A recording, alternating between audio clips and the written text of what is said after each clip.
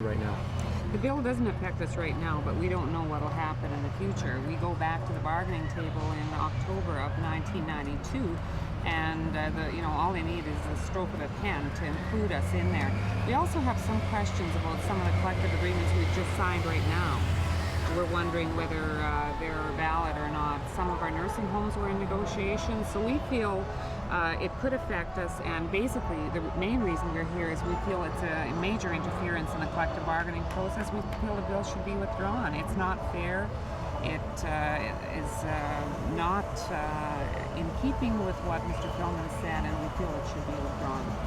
So do you feel there's any sense of divide and conquer going on right now? Oh, definitely. When Mr. Manus came out with his financial statement in December, as we were bargaining, that intent was there. He said nurses would be treated special, and certainly we had concerns that had to be addressed, but we never felt that our concerns should be addressed at the expense of others. And although we feel that we got a good settlement for the nurses, the government was interfering in our process too. Their finger was right in there. They were the ones who said, you can't go beyond this to the other side, So they've been involved in our negotiations as well, not as directly as they are here.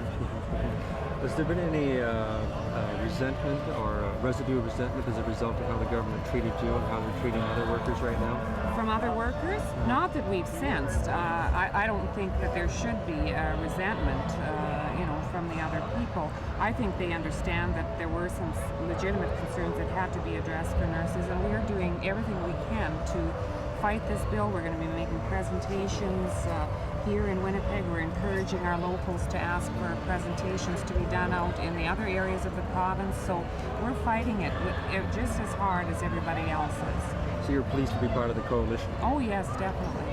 Okay. Anything you want to add? No, I think that covered it. Okay, thanks a lot. That's great.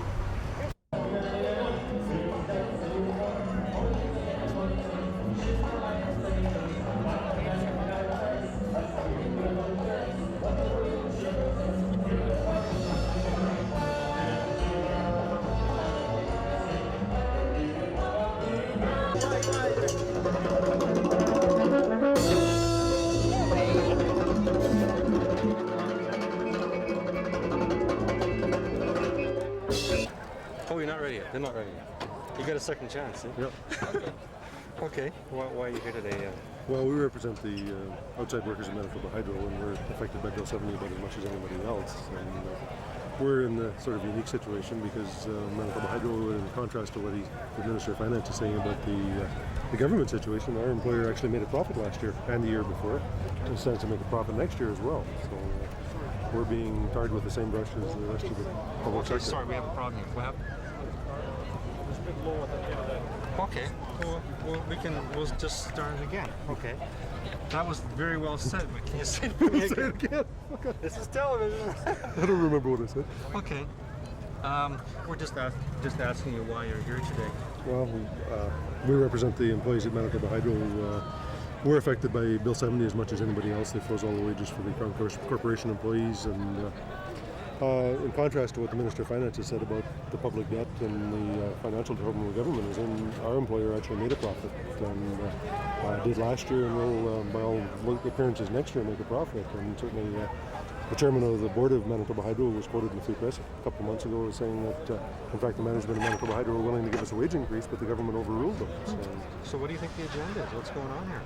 Well, I guess they want to hold all of the wages down as tight as they can, and they don't want one group used as an example at another bargaining table or whatever, so there's some of that. But I think they want to try and challenge the unions as hard as they can as well. Because So this is anti-union stuff going on here, you think, maybe? Eh? I think so. They've been saying in the legislature regularly it's just the union leaders and the union bosses that are saying no, and that the rank and file membership are happy that they have jobs. And I think tonight showed them that certainly that wasn't the case.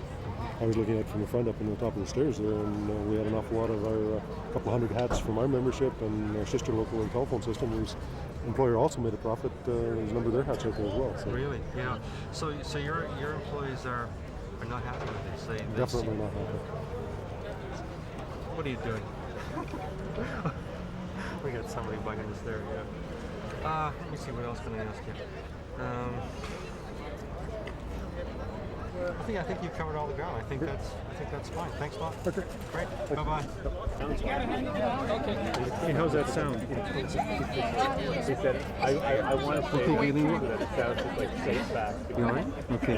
Why are you here today? Well, because I feel that this bill is really regressive, and I think that one of the things that's wrong with it is because it goes against like basic human rights and the ability to even negotiate.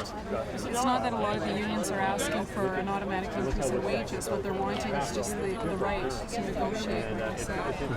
And I just think that this government is really regressive in everything that they've done. I've watched, you know, the education is just going down the tubes, and childcare, that's where I work in, that's going down the tubes, like the funding that's getting cut, and as well as healthcare. And I just think that it's about time that we all take a stand and do something about these things that are being implemented. Because I feel that they're totally regressive and that they only cater to the high-income people.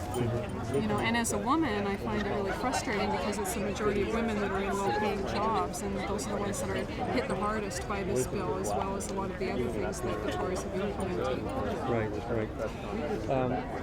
Can you be more specific about how Bill 70 would hit women harder than, say, the general working population? Well, because my understanding of the bill is that it hits, like, in the healthcare field, nurses and lab technicians, and in those areas. And so I feel that because they're predominantly women that are working in that area, you know, it's going to hit them the hardest. Okay, good. Just have to get that on tape.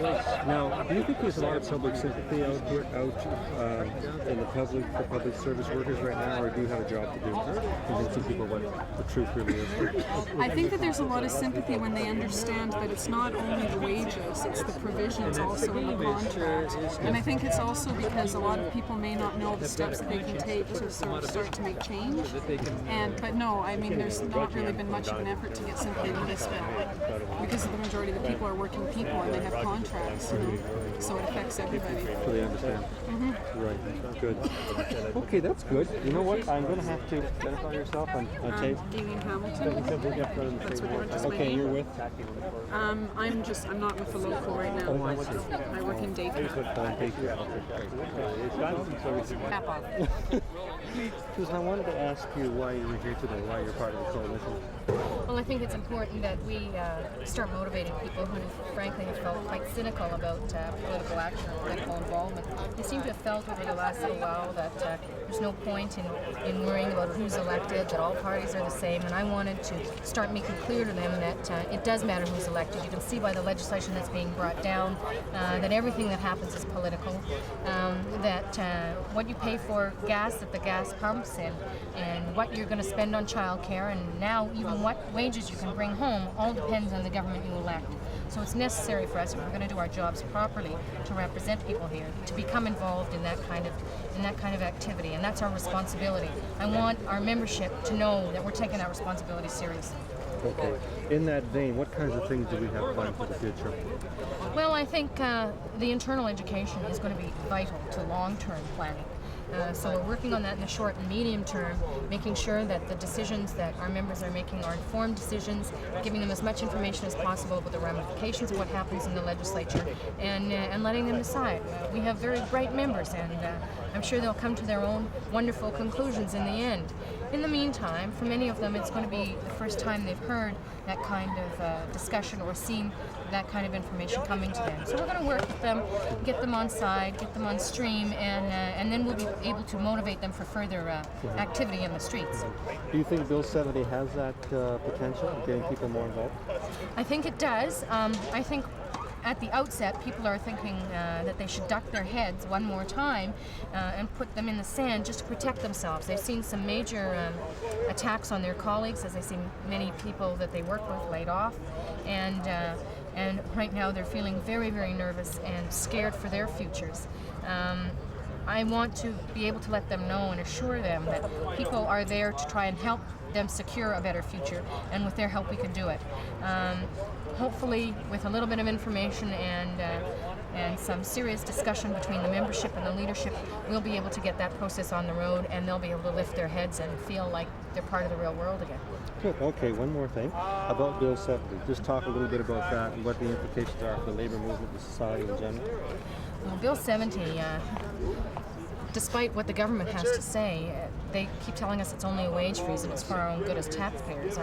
Despite that fact, it's very clear that it's so broad it gives them the right to do anything with the stroke of a pen, and Cabinet can make those decisions down the road. They don't have to tell us what it means now.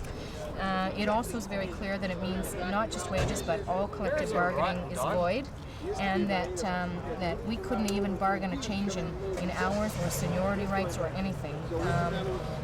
If employment standards legislation changed, we wouldn't be able to renegotiate our agreements to make it the same even as the minimum standards, and therefore non-union people may even have better benefits than some unionized people. It's a major attack on those who are working who do belong to unions. And yet it can spread farther than that, because they talk about it affecting any collective agreement and then any agreement where people are paid directly or indirectly. So that could be a lot of non-unionized workers who work for places that receive government funding. It could even go so far as the tendering process. So, I mean, we have to be very clear to people that if they think they're not covered, think again. This could very easily affect you, and it could be expanded to affect all of us. There's the old story about Nazi Germany when one of the priests said I saw them coming for the Jews and I wasn't a Jew, so I didn't worry about it. I didn't do anything, and then they came for the blacks and I wasn't black, so I did nothing, and then they came for the Catholics and I wasn't Catholic, so I did nothing, and then they came for me and no one was left. And we want to let people know that in fact this is all part of a bigger plan, and that we have to be prepared to stand up for each other's rights. Okay, just specifically, it's more than wages. Absolutely, it's anything in the collective agreement, including the right to strike being denied. I mean, it'll affect people's pensions. If your dental plan was on a fee schedule for 3 years ago, you can't negotiate that up and pay for more of it yourself. You have to put it out of your pocket. You couldn't include sexual harassment language in your contract. Nothing. There's nothing you can do to negotiate it. And in fact, it rolls back to some people who already have agreements and wages. That was excellent. That was really good. Great, Good, thanks. thanks. Okay.